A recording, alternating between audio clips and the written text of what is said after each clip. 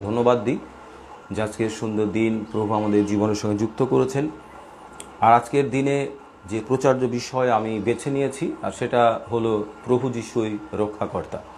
আপনারা উপরে দেখতে পাচ্ছেন লেখা রয়েছে, সেখানে বাইবেল ভার্স দেওয়া রয়েছে। আর আমি প্রতিদিন মূল বিষয়ের সঙ্গে বাইবেল ভার্স দিয়ে দিই, যাতে আপনারা যারা প্রচার করেন তাদেরও প্রচার খুঁজতে সুবিধা হয়, আপনারাও এটা অনুসরণ করে আপনার মতো করে আপনি প্রচার করতে পারেন। আজকে প্রচার্য বিষয় প্রভু যিশুই রক্ষাকর্তা। আসুন বাক্যে যাওয়ার আগে চোখ বন্ধ করি, প্রার্থনা করি। সর্বশক্তিমান জীবন্ত সদা প্রভু, তোমাকে ধন্যবাদ দিই আজকের এই সুন্দর দিন তুমি দিলে প্রভু গো। আমরা আজকে দিনের বাঁচার জন্য যোগ্য ছিলাম না প্রভু, কিন্তু তুমি অনুগ্রহের ঈশ্বর, আমাদেরকে ভালোবেসেছো। তাই তো রাত্রিকালে সমস্ত রকম বিপদ অমঙ্গলের হাতে রক্ষা করেছো, অজানা বিপদ থেকে রক্ষা করেছো, সুন্দর ঘুম আমাদের দিয়েছো এবং সুন্দর একটি উজ্জ্বল দিন আমাদের জীবনের সঙ্গে যুক্ত করলে। যেন প্রভু গো, আজকের দিনে আমরা গত সময়ের মতো, গত দিনের মতো ভুল না করি।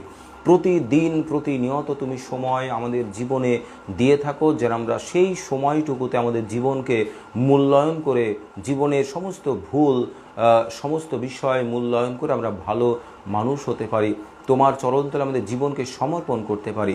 এবং প্রভু গো, জীবন মূল্যায়নের মাধ্যমে, পরিবর্তনের মাধ্যমে উত্তম মেষপালকের পিছনে আমরা থাকতে পারি, তাকে অনুসরণ করতে পারি এবং রক্ষাকর্তা প্রভু যিশুকে গ্রহণ করতে পারি, তার আজ্ঞা পালন করতে পারি, তাকে ভয় করতে পারি এবং পৃথিবীতে যতদিন বাঁচি শান্তির বাতাবরণের মধ্যে আমরা বাঁচতে পারি। যা প্রয়োজন তিনি আমাদের মিটিয়ে দেবেন এবং পরিচালনা করবেন। তিনি চান যেন আমরা যেমন জীবনে এসেছি, মানুষ হয়ে জন্ম নিয়েছি, যেন আমরা যে প্রয়োজনগুলো আমাদের রয়েছে, দৈনন্দিন নিত্য প্রয়োজন, সমস্ত প্রয়োজন ঈশ্বর আমাদের মেটান। তাই প্রভু চান যে আমরা শান্তিতে থাকি, সুন্দর মানুষ হতে পারি, মানুষকে ভালোবাসতে পারি, মানুষকে শ্রদ্ধা করতে পারি, পিতামাতাকে সমাদর করতে পারি, একে অপরের জন্য চিন্তা করতে পারি এবং শান্তিতে আমরা জীবনযাপন করতে পারি, শান্তিতে বাস করতে পারি।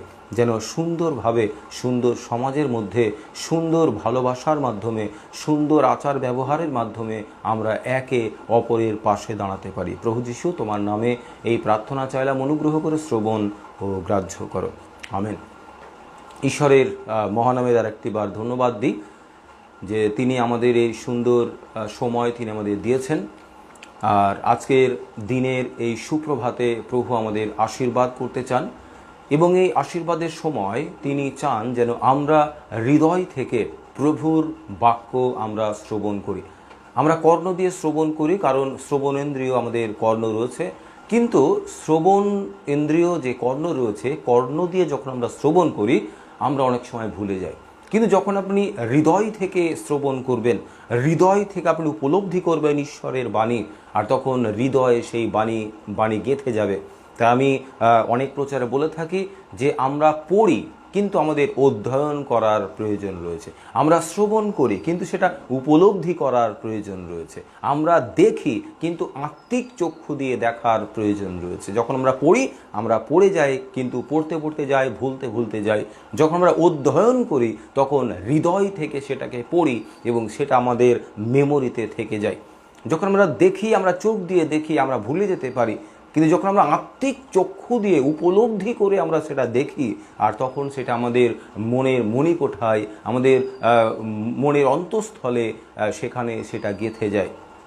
আর সেই জন্য ঈশ্বর তিনি চান যেন ঈশ্বরের বাক্যকে আমরা শুধু কর্ণ দিয়ে শ্রবণ করব তা নয়, কিন্তু হৃদয় থেকে আমরা উপলব্ধি করতে পারি।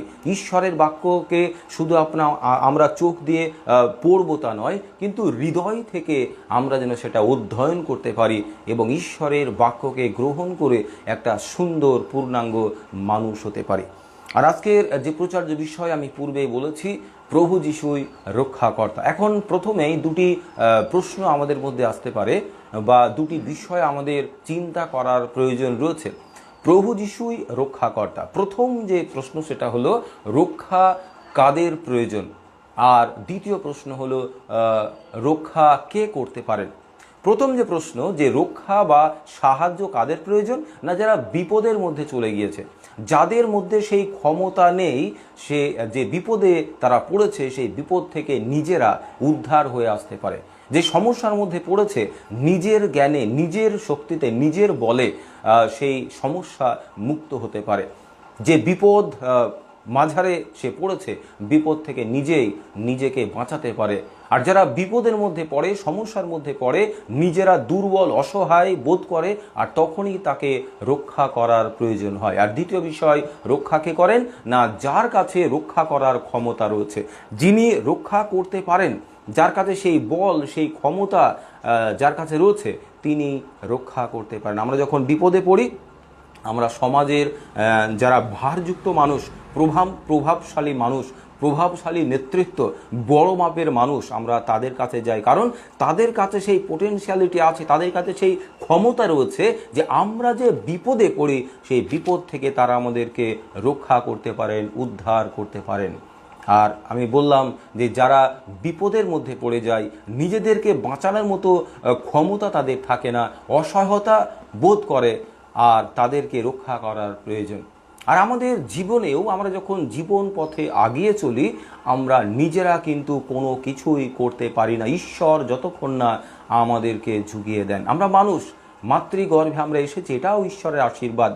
গীতসংহিতা 104-এর গীত যদি আপনি পাঠ করেন, গীতসংহিতা 104-এর গীত, আর সেখানে যদি আমরা পড়ি, আর সেখানে আমরা দেখতে পাবো, গীতসংহিতা 104-এর গীতের 30 পদের আশপাশে আমরা দেখতে পাবো যে ঈশ্বর তিনি আত্মা প্রেরণ করেন বলেই আমরা কিন্তু জীবন্ত হই। ঈশ্বর তিনি আত্মা প্রেরণ করেন বলেই আমরা মাতৃগর্ভে সৃষ্টি হই এবং আমরা সুন্দর মানুষ আমরা হতে পারি। 2 করিন্থীয় 5-এর অধ্যায় 5 পদে লেখা রয়েছে, ঈশ্বর আমাদের আত্মা বায়না দিয়েছেন। ঈশ্বর আমাদের আত্মা বায়না দিয়েছেন, আত্মাকে ভাড়া দিয়েছেন। এই মানুষটা মাটির অসাড় ছিল, আর ঈশ্বর আত্মা বায়না দিলেন, আত্মা ভাড়া দিলেন, যেন অসাড় মাটির মানুষটা জীবন্ত হতে পারে এবং জীবন্ত সদাপ্রভুর প্রশংসা করতে পারে এবং সমস্ত মানুষের সঙ্গে শান্তিতে জীবন যাপন করতে পারে। আর আমরা রক্ত মাংসের মানুষ, আমরা মাটি দিয়ে তৈরি, আমরা অসহায়, আমরা নিজেরা কিছু করতে পারি না। আর সেই জন্য ঈশ্বর তিনি বলছেন গীতসংহিতা 103-এর গীতে যে যারা ঈশ্বর সদাপ্রভুকে ভয় করে আর মাটি থেকে আকাশমণ্ডল যত উচ্চ, তাদের দোষ, তাদের অপরাধ সমস্ত তত দূর তিনি প্রেরণ করে দেন। আর তিনি জানেন যে আমরা ধূলিকণা মাত্র, তাই তো তিনি আমাদের আশীর্বাদ করেন। শুধু আমরা যখন ঈশ্বরের চরণতলে সমর্পিত হই, তখন যে তিনি আমাদের আশীর্বাদ করেন শুধু তা নয়, বংশ পরম্পরায় অনন্তকাল ধরে ঈশ্বর আমাদেরকে আশীর্বাদ করে যান।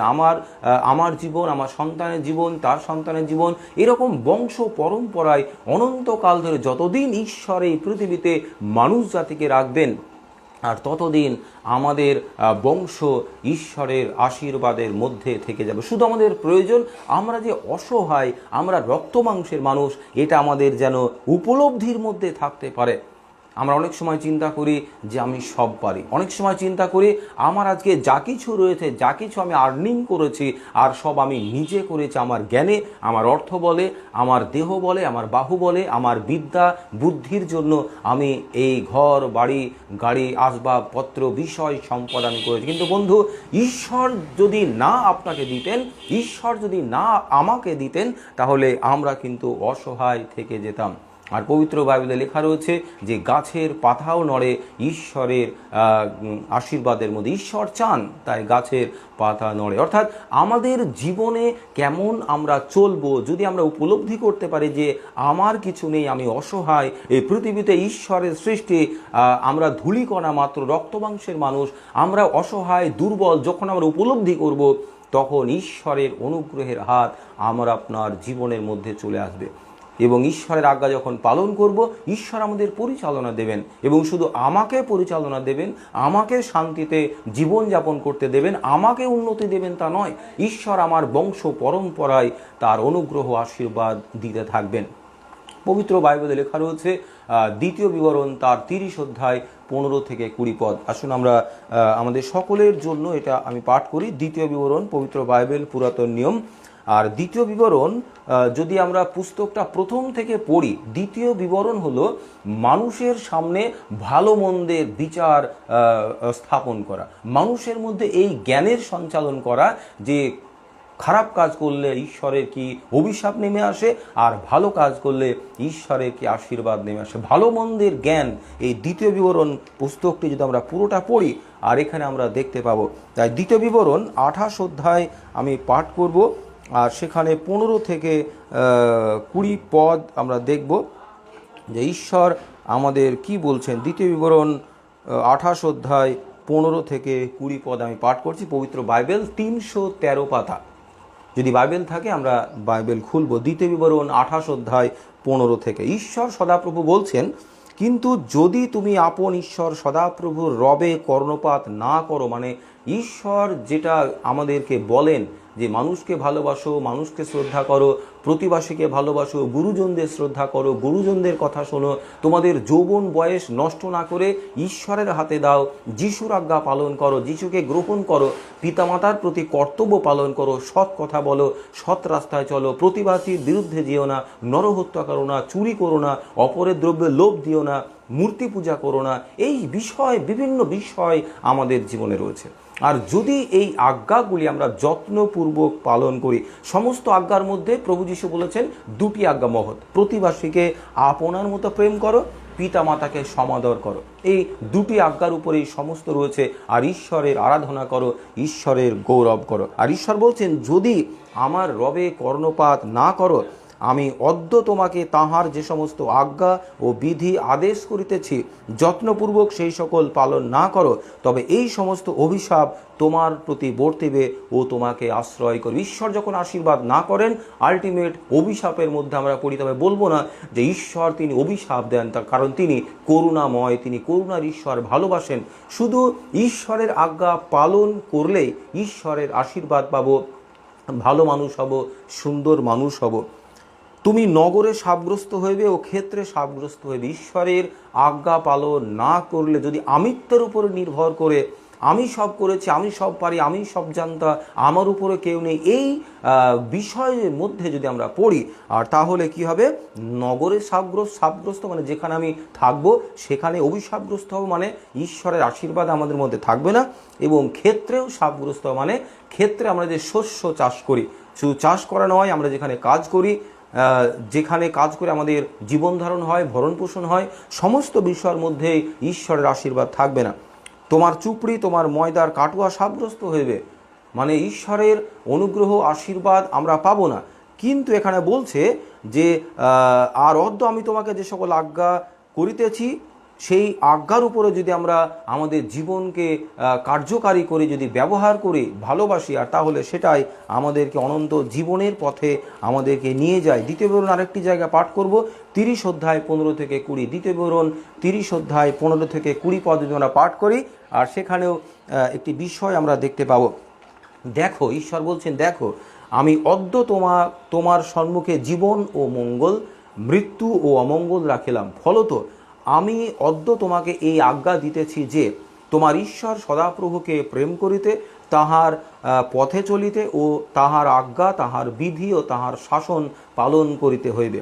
তাহা করিলে তুমি বাঁচিবে ও বৃদ্ধি পাইবে, এবং যে দেশ অধিকার করিতে যাইতেছ সেই দেশ তোমার ঈশ্বর সদাপ্রভু তোমাকে আশীর্বাদ করবেন। কিন্তু যদি তোমার হৃদয় পরাণমুখ হয়, মানে ঈশ্বর বিরুদ্ধে যদি যায়, আমিত্বের উপরে নির্ভর করে ঈশ্বরকে শ্রদ্ধা সম্মান না করে, ও তুমি কথা না শুনিয়া ভ্রষ্ট হইয়া অন্য দেবগণের কাছে প্রণিপত করো, তাহাদের সেবা করো, তবে অদ্য আমি তোমাদিওকে জ্ঞাত করিতেছি, তোমরা একেবারে বিনষ্ট হইবে। জীবন্ত সদাপ্রভুকে বাদ দিয়ে যদি জড় বস্তুর কাছে আমাদের জীবনকে সমর্পণ করি, তাহলে ঈশ্বর বলছেন আমরা তার আশীর্বাদ পাব না। তবে অদ্য আমি তোমাকে জ্ঞাত করিতেছি, তোমরা একেবারে বিনষ্ট হইবে। তোমরা অধিকারার্থে যে দেশে প্রবেশ করিতে জর্দন পার হইয়া যাইতেছ, সেই দেশে তোমাদের জীবনকাল দীর্ঘ হইবে। এখানে ইসরায়েল জাতিকে ঈশ্বর বলছেন, আমি মিশর থেকে তোমাদের উদ্ধার করে এনেছি, নিস্তার করে এনেছি, তোমাদের কনান দেশে, দুগ্ধ মধু প্রবাহিত দেশে আমি নিয়ে যাব। তবে ন্যাচারালি দুগ্ধ মধু প্রবাহিত দেশ বলে কিছু নেই, এটা কথার কথা ঈশ্বর বলেছেন যে দেশে দুগ্ধ মধু অর্থাৎ সুখ, শান্তি, উন্নতি, ঐশ্বর্য, ভালো বিষয়, আশীর্বাদ, পরিচালনা, অনুগ্রহ এবং ঈশ্বর স্বয়ং যেখানে রয়েছেন, উত্তম চরানি ক্ষেত্র, যেখানে খাদ্য রয়েছে, বস্ত্র রয়েছে, বাসস্থান রয়েছে, মানে আমার যা প্রয়োজন, আর ঈশ্বর সেখানে সমস্ত ঝুঁকিয়ে দেবেন। এটাই হলো দুগ্ধ মধু প্রবাহিত দেশ, এই কনান দেশ। আর ইসরায়েল জাতির মানুষকে বলছেন যে তোমরা যে আচার ব্যবহার আমার সঙ্গে করছো, আমি তোমাদের মিশরের প্রায় 400 বছরের অধিক যে বেড়াজালের জীবন, বন্দিত্ব জীবন, সেই জীবন থেকে আমি তোমাদের মুক্ত করেছি, তবু তোমরা আমাকে ভালোবাসলে না। তোমরা কি করলে না, সোনা দানা মণি মুক্তা সমস্ত এক জায়গায় করে তোমরা সেগুলি দিয়ে, ধাতু দিয়ে গরুর বাছুর তৈরি করে তাকে পুজো করতে শুরু করলে। আমি তোমাদেরকে যে নিস্তার করে নিয়ে আসলাম মসি হারনের দ্বারা, তোমরা ভুলে গেলে। আর সেই জন্য যেহেতু তোমরা জীবন্ত সদাপ্রভুর কাছ থেকে মুখ ফিরিয়ে নিলে, আর সেই জন্য দুগ্ধ মধু প্রবাহিত দেশ, শান্তির দেশ, আশীর্বাদের দেশ, আশীর্বাদের জায়গা, যেখানে খাদ্য বস্ত্র বাসস্থান পরিপূর্ণ থাকবে, সেই জায়গায় তোমরা যেতে পারবে না। বন্ধু, আমরা অনেক সময় ঈশ্বরের বিরুদ্ধাচারণ করি, ঈশ্বরের গৌরব করতে আমরা ভুলে যাই। ঈশ্বর সদাপ্রভু বলছেন পবিত্র বাইবেলে যে তোমরা জীবন্ত ঈশ্বরের আরাধনা করো।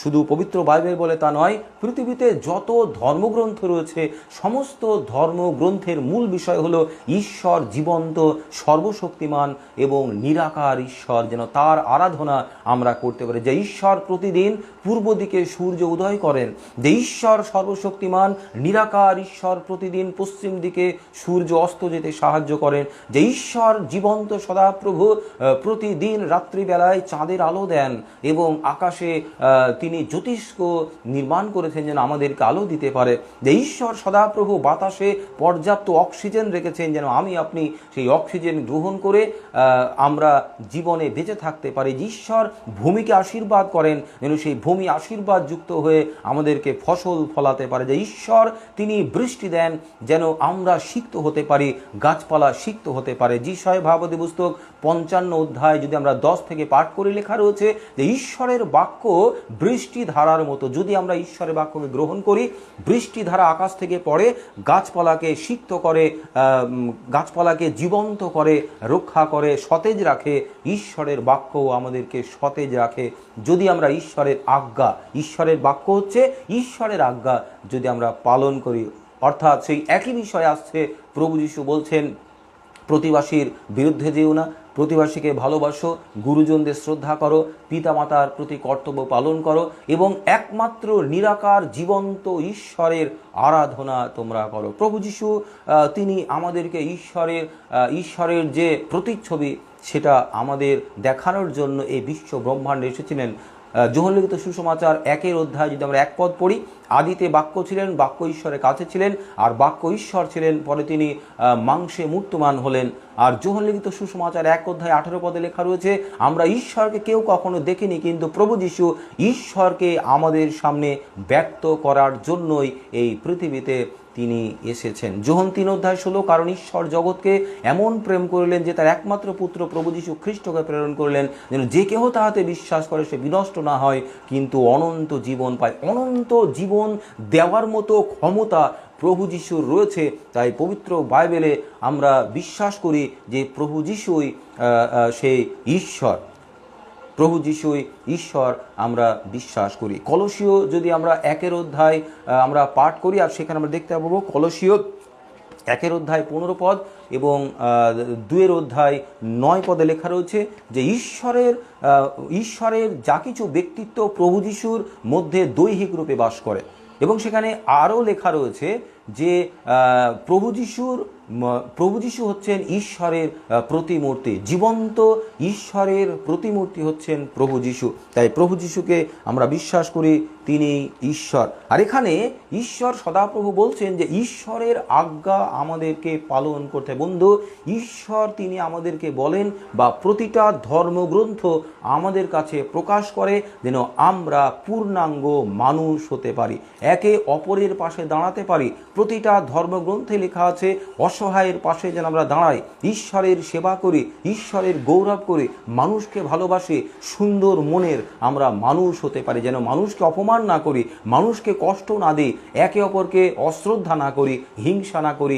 এটাই পৃথিবীর সমস্ত ধর্মের মূল কথা আর ঈশ্বরের আজ্ঞা। তিনি বলছেন যে আমি তোমাকে যে আজ্ঞা দিই সেই আজ্ঞা তোমরা যদি পালন না করো তোমরা বিনষ্ট হয়ে যাবে। জীবিত থাকবে কিন্তু মরুভূমির ঝাউ গাছের মতো, কেউ পাশে থাকবে না, বেঁচে থাকবে কিন্তু মানুষের অশ্রদ্ধার পাত্র হয়ে বেঁচে থাকতে হবে। কিন্তু বন্ধু, যদি আমরা ঈশ্বরের আজ্ঞা পালন করি তিনি আমাদের রক্ষা করবেন, তিনি আমাদের প্রতিপালন করবেন। আর এখানে লেখা রয়েছে দ্বিতীয় বিবরণ 30 অধ্যায় 19 পদে লেখা রয়েছে, আমি অদ্য তোমাদের বিরুদ্ধে আকাশমণ্ডল পৃথিবীকে সাক্ষী করিয়া বলিতেছি, আমি তোমার সম্মুখে জীবন ও মৃত্যু, আশীর্বাদ ও অভিশাপ রাখিলাম। অতএব জীবন মনোনীত করো যেন তুমি সবংশে বাঁচিতে পারো। জীবন মনোনীত করো যেন তুমি সবংশে বাঁচিতে পারো। ঈশ্বর বলছেন আমাদের বাঁচতে গেলে জীবনকে মনোনীত করতে হবে। সেই জীবনকে আবার বলি যোহন 3 অধ্যায় 16 পদ, কারণ ঈশ্বর জগৎ কেমন প্রেম করিলেন যে তার একজাত পুত্র প্রভু যীশু খ্রিস্টকে প্রেরণ করিলেন, যেন যে কেহ তাহাতে বিশ্বাস করে সে বিনষ্ট না হয় কিন্তু অনন্ত জীবন পায়। প্রভু যীশু বলছেন যোহন 14 অধ্যায় 6 পদ, আমি পথ সত্য ও জীবন। প্রভু যীশুই বন্ধু সেই জীবন স্বরূপ আমাদের কাছে। প্রভু যীশুকে যদি আমরা বিশ্বাস করি, তার আজ্ঞা পথে চলি, আমরা ঈশ্বরের মনোনীত সন্তান সন্ততি হতে পারবো, আমরা ভালো ভালো মানুষ হতে পারবো। আমাদের প্রয়োজনে ঈশ্বর আমাদের মেটাবেন, আমরা বিপদে গেলে ঈশ্বর আমাদেরকে উদ্ধার করবেন। ঈশ্বরের উপর আমাদের বিশ্বাস করার প্রয়োজন রয়েছে। আমরা রক্তমাংসের মানুষ, ধূলিকণা, আমাদের বলে কিছু নেই। আমাদের বলে যদি কিছু থাকে সেটা হলো আমাদের কর্ম। আর যদি আমরা ভালো কর্ম করি ঈশ্বরের আশীর্বাদ পৃথিবীতে পাবো, মৃত্যুর পরেও স্বর্গবাড়ির অধিকারী আমরা হব। এটা শুধু পবিত্র বাইবেল বলে না, পৃথিবীর সমস্ত ধর্মগ্রন্থই বলে ভালো কাজ আমরা করলে ঈশ্বর সর্বশক্তিমানের সঙ্গে আমরা সম্মিলিত হব, স্বর্গবাড়িতে আমরা যাব। সেই ভালো কাজ আমাদের করার জন্য ঈশ্বর সদাপ্রভুকে ভালোবাসার প্রয়োজন রয়েছে, প্রভু যীশুকে অনুসরণ করার প্রয়োজন রয়েছে, প্রভু যীশুকে অনুকরণ করার প্রয়োজন রয়েছে। আমার বলে কিছুই আমার নয়। আমার যা কিছু রয়েছে, আমি বলেছি যে সেটা গতকাল অন্য কেউ ব্যবহার করতো, আজকে আমি করছি, আগামীকাল অন্য কেউ ব্যবহার করবে। আমার বলে কিছু নেই। গাড়ি বাড়ি আসবাবপত্র সমস্ত কিছু পড়ে থাকবে, মৃত্যুর পরে আমাদের সঙ্গে কিছুই যাবে না। উলঙ্গ এসেছি, উলঙ্গ যেতে হবে। কিছুই আমরা আনিনি, কিছুই আমরা সঙ্গে করে নিয়ে যেতে পারবো না। তাই আমরা অসহায়, আমরা ধূলিকণা মাত্র, আমাদের বলে কিছু নেই। ঈশ্বর আমাদেরকে যদি দেন আমরা পাই, ঈশ্বর যদি না দেন আমরা পাই না। তাই পৃথিবীতে যদি আমরা ভালো মানুষ হয়ে ভালো কাজ করি, ঈশ্বরের হাতে আমাদেরকে সমর্পণ করি, তাহলে ঈশ্বর আমাদের পরিচালনা দেবেন। আমরা অসহায়, এটা প্রভু জানেন। আর যখন আমি আপনি অসহায়, তখন ঈশ্বর সদাপ্রভু আমাদের পাশে সহায়ক হিসাবে তিনি দাঁড়ান। যখন আমরা বিপদের মধ্যে পড়ি আর ঈশ্বরকে বিশ্বাস করি, তিনি আমাদের বিপদ থেকে উদ্ধার করেন। কিন্তু যদি আমরা অবিশ্বাস করি তাহলে আমরা বিপদের মধ্যে ডুবে যাই। যতক্ষণ প্রভুর উপরে আমাদের দৃষ্টি থাকবে, যতক্ষণ যিশুর আজ্ঞা পালন করব, যিশুর দিকে আমাদের দৃষ্টি থাকবে, যিশুর দিকে আমাদের মনোনিবেশ থাকবে, ততক্ষণ পৃথিবীর কোনো সমস্যা, রোগ ব্যাধি, বিপদ আপদের সমস্যা আপনাকে টলাতে পারবে না, আপনাকে ডোবাতে পারবে না, নষ্ট করতে পারবে না। কিন্তু যখন প্রভু যিশুর কাছ থেকে আপনি দৃষ্টি ফিরিয়ে নেবেন, ঈশ্বর সর্বশক্তিমানের কাছ থেকে আপনার বিশ্বাস সরে গিয়ে পৃথিবীর জাগতিকতার বিষয়ে আপনি মত্ত থাকবেন, সেদিকে দৃষ্টি করবেন, ঈশ্বরের দিকে দৃষ্টি ফিরিয়ে নিয়ে আপনি যখন জগতের দিকে দৃষ্টি দেবেন, জগতের সমস্যা যেটা এতক্ষণ পর্যন্ত ঈশ্বরের উপরে আপনার দৃষ্টি ছিল বলেই, যিশুর উপরে আপনার সংস্পর্শ ছিল বলে, যিশুর সঙ্গে বন্ধুত্ব ছিল বলেই যে সমস্যা আপনাকে টলাতে পারেনি, আজকে যিশুবিহীন যখন জীবনযাপন করছেন, জগতের দিকে তাকাচ্ছেন, সেই সমস্যা আপনাকে তলাতে সম্পন্ন হবে এবং সে আপনাকে নষ্ট করে দেবে, ধ্বংস করে দেবে, সে তার মধ্যে আপনাকে ডুবিয়ে নেবে, আপনি আর বাঁচতে পারবেন না। আর সেই জন্য একটি ঘটনা রয়েছে পবিত্র বাইবেলে।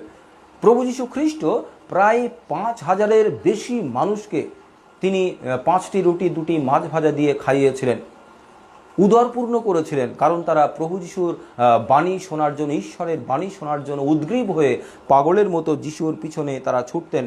মথিলিখিত সুসমাচার 14 অধ্যায় এখানে 13 থেকে সেই ঘটনা রয়েছে।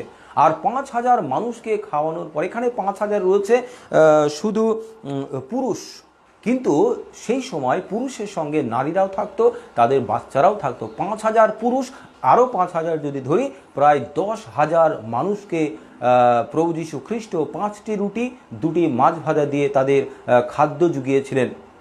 তাদের পাশে তিনি দাঁড়িয়েছিলেন, ক্ষুধা নিবারণ করতে সাহায্য করেছিলেন। আর তারপরে প্রভু যীশু তার শিষ্যদের বললেন, তোমরা নদীর ওপারে যাও, আমি এদেরকে পার করে আসছি, এদেরকে বিদায় করি, আমি তারপর তোমাদের সঙ্গে যাব। আর সেই নদীর তীরে নৌকা যিশুর জন্যও বাঁধা ছিল, আর শিষ্যরা নৌকা করে তারা পাড়ি দিল নদীর ওপারে। গেরসিনীদের দেশে যেতে হবে, কারণ সেখানেও ঈশ্বরের এক সন্তান কবরস্থানে যে চেন দিয়ে বাঁধা রয়েছে, তাকে জীবনের মূল স্রোতে নিয়ে আসতে হবে। এটাই প্রভু যিশুর উদ্দেশ্য ছিল। তিনি শিষ্যদেরকে বললেন না, তিনি বললেন নদীর হ্রদের ওপারে চলো। আর দেখতে পাই যে রাত্রিবেলায় প্রভু যীশু যখন এই যাদেরকে নিয়ে খাইয়েছিলেন তাদেরকে পার করে দিয়ে বিদায় করে দিয়ে আসলেন, আর তখন দেখলেন যে নদীর মাঝ বরাবর শিষ্যদের নৌকা চলে গিয়েছে, আর নদীতে ঢেউ চলেছে প্রচণ্ড। আর প্রভু যিশুর জন্য যে নৌকাটি বাঁধা ছিল সেটাও ঢেউয়ের তোড়ে সেটা অনেকটা দূর চলে গিয়েছে। তখন প্রভু যীশু যেহেতু সর্বশক্তিমান ঈশ্বর সৃষ্টিকর্তা, আর সেহেতু তিনি জলের উপর দিয়েই হেঁটে শিষ্যদের নৌকায় যেতে শুরু করলেন। আর শিষ্যরা দূর থেকে দেখছে, তারা এতদিন ভূতের কথা শুনেছে, মন্দ আত্মার কথা শুনেছে, যে নদীতে বা হ্রদে সমুদ্রে মানুষ ডুবে যায় আর মন্দ আত্মা হয়ে মানুষকে ক্ষতি করে, নৌকা ডুবিয়ে দেয়, জাহাজ ডুবিয়ে দেয়। আজকে যেন চোখের সামনে সেই সত্য বিষয়টা উদ্ঘাটিত হতে চলেছে। সত্য বিষয় তাদের সামনে চলে এসেছে, একটা মন্দ অপচ্ছায়া তাদের নৌকার দিকেই আসছে। অনেকটা দূর থেকে জলের উপর দিয়ে সাদা পোশাক পরা একটা মানুষ হেঁটে আসছে, মন্দ একটা আত্মা। আর পিতরের মধ্যে ভয় সূচনা হলো। অন্য শিষ্যরা যারা ছিল তারাও ভয় পেতে শুরু করেছে। প্রভু যীশু অনেকটা কাছে চলে এসেছে, পিতর দেখছে একটা ভূত আসছে, সকলে ভয় পেয়ে গিয়েছে। যীশু উপলব্ধি করলেন, তিনি বললেন, তোমরা ভয় কেন পাচ্ছ? আমি তোমাদের গুরু, তোমরা কি চিনতে পারোনি কিছুক্ষণ পূর্বে আমি তোমাদের সঙ্গে ছিলাম, আর আমি তোমাদের যীশু, আমি তোমাদের কাছে আসছি। আর পিতর সে কি বলল, যে যীশু, তুমি যদি যীশু আমাদের গুরু হও, তবে তুমি যেমন জলের উপর দিয়ে হেঁটে আসছো, আমাকে আহ্বান করো, আমাকে সেই শক্তি দাও যেন আমি জলের উপর দিয়ে আপনার মতো হাঁটতে পারি, তবে বিশ্বাস করব যে আপনি আমাদের যীশু। যীশু বললেন, বিশ্বাস করে আমার কাছে এসো। আর পিতর সঙ্গে সঙ্গে নৌকা থেকে জলে পা দিল এবং হাঁটতে শুরু করলো। তার দৃষ্টি যীশুর দিকে থাকলো। আর যতক্ষণ যিশুর দিকে তাকিয়ে পিতর হেঁটে চলেছে, তখন সেই জল তাকে ডোবাতে পারেনি। কিন্তু হঠাৎ করে পিতরের দৃষ্টি গেল, তার মন চলে গেল পারিপার্শ্বিক পরিবেশের দিকে, জলের দিকে মন গেল, যে কত বড় বড় ঢেউ, আমি তো নৌকায় ছিলাম, আমি জলের উপর দিয়ে কেমন করে হাঁটছি।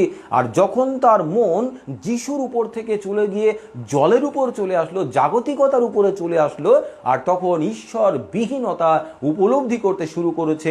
এতক্ষণ যে জল তাকে ডোবাতে পারেনি, আর এই জল এবার তাকে ডোবাতে শুরু করেছে। পিতর জলে ডুবে যাচ্ছে, যখন অবিশ্বাস তার মধ্যে আসলো যে আমি কেমন করে হেঁটে চলেছি, একটা মন্দ আত্মা সামনে রয়েছে আর আমি জলের উপরে কেমন করে হাঁটছি। যিশু যে তাকে বললেন, আর সে বিশ্বাস করে জলের উপর পা দিয়েছিল, হঠাৎ তার মধ্যে অবিশ্বাস চলে আসলো যে এ কি সম্ভব যে আমি জলের উপর দিয়ে হাঁটছি, একটা মানুষ কিভাবে জলের উপর দিয়ে হাঁটতে পারে। ভুলে গিয়েছে তার সামনে ঈশ্বর সর্বশক্তিমান তিনি দাঁড়িয়ে রয়েছেন, তিনি আহ্বান করেছেন, তোমরা এসো, আমি সঙ্গে রয়েছি। আর পিতর অবিশ্বাসের কারণে জলে ডুবতে শুরু করেছে।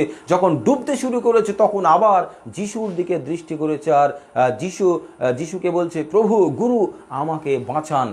আর যিশু বললেন যে তুমি অবিশ্বাস কেন করলে। আজকে আমাদের জীবনে যখন আমরা অসহায় হই, আমরা সমস্যার মধ্যে ডুবে যাই, বিপদের মধ্যে ডুবে যাই, আমরা যখন যিশুকে বিশ্বাস করি, আর সেই সময়েও যিশু আমাদেরকে উদ্ধার করার জন্য তার হাত বাড়িয়ে দেন। পিতরকে হাত বাড়িয়ে দিয়ে তিনি জল থেকে তুললেন, আর যদি তিনি হাত বাড়িয়ে না দিতেন, পিতর জলের তলায় ডুবে মারা যেত। কিন্তু প্রভু যিশু তাকে জীবনে বাঁচালেন, কারণ প্রভু যিশু জানেন যে পিতর অসহায়, মানুষ অসহায়। আমরা যে নিজেরা আমাদেরকে বাঁচাতে পারি না, নিজেরা আমাদেরকে সৃষ্টি করতে পারি না। যদি নিজেরা সৃষ্টি করতে পারতাম, আমরা যখন তখন যাত্রার গর্ভে জন্ম নিতে পারতাম। নিজেরা যদি আমাদের জীবনের উপরে অধিকার থাকতো, আমি কখন মরব আমি নির্ধারণ করতাম, আপনি কখন মৃত্যুবরণ করবেন আপনি নির্ধারণ করতেন। কিন্তু বন্ধু, এটা সম্ভব নয়, কারণ আমরা অসহায়, আমরা ধূলিকণা মাত্র, আমাদের সাহায্যের প্রয়োজন, এটা আমাদের উপলব্ধি করার প্রয়োজন রয়েছে। তাই পিতর অসহায়ের মধ্যে ডুবে যাচ্ছে জাগতিক জলের মধ্যে, আর প্রভু যিশু হাত বাড়িয়ে তাকে উদ্ধার করলেন। আজকে আপনি যখন অসহায়, কারণ আমাদের কিছু নেই, যা আছে সব ঈশ্বর তিনি দিয়েছেন, তিনি রক্ষা করেন। আসুন প্রভু যিশুর হাত আমরা ধরি। তিনি বলছেন, হে পরিশ্রান্ত ভারাক্রান্ত লোক সকল, আমার কাছে এসো, আমি তোমাদের বিশ্রাম দেব। আমার নামে ডাকো, আমি তোমাদের কাছে আসবো। আমার নামে যা কিছু চাইবে, বিশ্বাস করবে, আমি তোমাদের জন্য সেগুলি করব। প্রভু যিশু চান যেন আপনি যখন পৃথিবীতে মানুষ হয়ে এসেছি, আমরা কিছু কাজ করতে পারি, মানুষকে ভালোবাসতে পারি, প্রতিবাসীর সঙ্গে ভালো বিচার করে শান্তিতে থাকতে পারি, গুরুজনদের শ্রদ্ধা করতে পারি, পিতা মাতাকে সমাদর করতে পারি। তাই বন্ধু, যখন আপনি অসহায়, তখন অসহায়তা বোধ করার কোনো প্রয়োজন নেই, চিন্তার কোনো কারণ নেই, কারণ প্রভু যিশু আপনার সঙ্গে রয়েছেন, ঈশ্বর আপনার সঙ্গে রয়েছেন। আপনি কেবল বিশ্বাস করুন আর তাকে বলুন, প্রভু আমাকে ব্যবহার করো, আমাকে পরিচালনা করো। প্রভু যিশু বলছেন, যারা আমার সঙ্গে সম্মিলিত হয় আর তাদের যা প্রয়োজন আমি তাদের মিটিয়ে দিই। তাই বন্ধু, আজকে আমাদের জীবনে প্রভু যিশু তিনি আশার আলো উদয় করতে চান, তিনি আমাদের জীবনকে পরিবর্তন করতে চান, আমাদের পরিবারের শান্তি দিতে চান, আমাদের পরিবারে উন্নতি দিতে চান, আমাদের জীবনকে ভালোর পথে, জীবনের পথে, আলোর পথে, আশীর্বাদের পথে তিনি চালাতে চান, যদি আমরা তাকে বিশ্বাস করি। আর যদি আমরা তাকে বিশ্বাস না করি, আর তাহলে আমাদের জীবনে অকালেই সমস্যা নেমে আসবে। সেই সমস্যা থেকে উদ্ধার করার মতো ক্ষমতা কারণ ঈশ্বর তিনি আমাদের সৃষ্টি করেছেন, ঈশ্বরে তিনি আমাদের বাঁচাতে পারেন। তিনি আমাদেরকে চান যেন আমরা তার দিকে তাকাতে পারি, তাকে বিশ্বাস করতে পারি, তাকে ভালোবাসতে পারি, একটা ভালো মানুষ আমরা হতে পারি। ঈশ্বর আমাদের আশীর্বাদ করুন, প্রস্তুত করুন, যেন আমরা যখন অসহায়, যেন ঈশ্বরের দিকে আমাদের দৃষ্টি রাখি, তিনি আমাদের বাঁচান, আমাদের রক্ষা করেন। জগতের কোনো ক্ষমতা নেই যদি ঈশ্বর আপনার পাশে রয়েছেন। যিশু যখন পিতরকে হাত বাড়িয়ে তুললেন, জগতের জল তাকে, নদীর জল তাকে টেনে নিতে পারেনি, মৃত্যুর দিকে টেনে নিতে পারেনি, ডোবাতে পারেনি, কারণ যিশু স্বয়ং সেই জলের উপরে দাঁড়িয়ে রয়েছে, জলের উপরে ক্ষমতাবান প্রভু যিশু। তিনি সেই সমস্যাকে পদতলে দলিয়ে তিনি দাঁড়িয়ে রয়েছেন এবং সেই সমস্যা থেকে উদ্ধার তিনি করার জন্য আমাদের দিকে হাত বাড়িয়ে রয়েছেন। আমরা কি তার হাত ধরার জন্য প্রস্তুত রয়েছি? আসুন আমরা প্রভু যিশুর হাত ধরি এবং জীবনের পথে এগিয়ে যাই, সুন্দর মানুষ হই, মানবিকতায় পরিপূর্ণ একজন মানুষ হই এবং শান্তিতে বাঁচি। বিপদের সমস্যা থাকবে না, রোগে জ্বালা যন্ত্রণায় সমস্যা থাকবে না, কিন্তু ঈশ্বর তিনি আমাদের থাকবেন পাশে, পরিচালনা করবেন। প্রভু যিশু আমাদের রক্ষা করবেন এবং তার বাক্যের আলোয় আমরা আলোকিত হব, সুন্দর জীবন পাব, পৃথিবীতে শান্তি, মৃত্যুর পরে অনন্তকালীন স্বর্গরাজ্যে আমরা যেতে পারবো। তার জন্য চোখ বন্ধ করি, প্রার্থনা করি। সর্বশক্তিমান জীবন্ত সদাপ্রভু, তোমাকে ধন্যবাদ দিই যে তুমি আমাদের বিপদে রক্ষাকর্তা, এটা তোমার জীবন্ত বাক্যে বহুবার আমাদের বলেছ। কিন্তু প্রভুগো, যখন আমরা সমস্যায় পড়ি আমরা তোমাকে ভুলে যাই। কিন্তু প্রভুগো, যদি আমরা তোমাকে না ভুলে গিয়ে তোমাকে ডাকি, তোমার দিকে হাত বাড়াই, তোমার দিকে দৃষ্টি রাখি, তোমাকে বিশ্বাস করি, আর আমাদের প্রত্যেকে তুমি রক্ষা করতে পারো, কারণ তুমি সৃষ্টিকর্তা। সমস্যাকে পদতলে দলানোর ক্ষমতা তোমার রয়েছে, কিন্তু আমাদের নেই। প্রভু, আমাদের যখন সমস্যা আমাদেরকে প্রভুগো সম্পূর্ণ ডোবাতে চেষ্টা করে, ধ্বংস করতে চেষ্টা করে, তখন তুমি একমাত্র আমাদের সামনে হাত বাড়িয়ে আমাদের রক্ষা করার জন্য আগিয়ে আসো। তাই প্রভু, তুমি আমাদের পাশে থাকো, পরিচালনা করো, তোমাকে বিশ্বাস করতে, তোমাকে ভালোবাসতে সাহায্য করো। যতজনই এই বাক্য শ্রবণ করছেন, যিশুর নামে প্রত্যেক পরিবারকে তুমি শক্তিময় করো, আশীর্বাদ দাও, সমস্যা মুক্ত করো, শান্তি দাও। প্রভু যিশু, তোমার নামে এই প্রার্থনা চাইলাম, দয়া করে শ্রবণ ও গ্রাহ্য করো। আমেন। বন্ধু, ঈশ্বর আপনার সঙ্গে রয়েছেন। সমস্যা, বিপদ আপনাকে কিছু করতে পারবে না, কারণ সমস্ত বিষয়ের উপরে ঈশ্বর সর্বশক্তিমান।